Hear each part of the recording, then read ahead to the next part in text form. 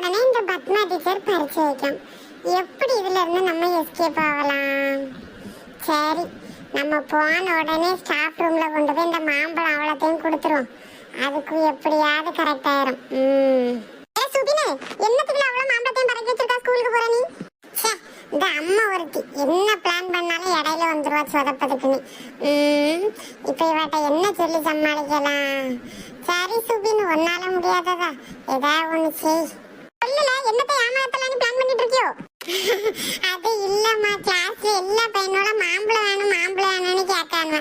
உங்க மரத்துலதான் எவ்வளவு மாம்பழம் இருக்கு கொண்டு வாங்கலன்னு கேட்கானுவோமா. அதான் அவனோட 4 தினம் கொண்டு போலான்னு எடுத்து வச்சிருக்கேன். அதை கேட்டுக்கிட்டு செஞ்சா கள்ளம் போல ஒளிச்சு வந்து கிச்சன் நிக்கியா?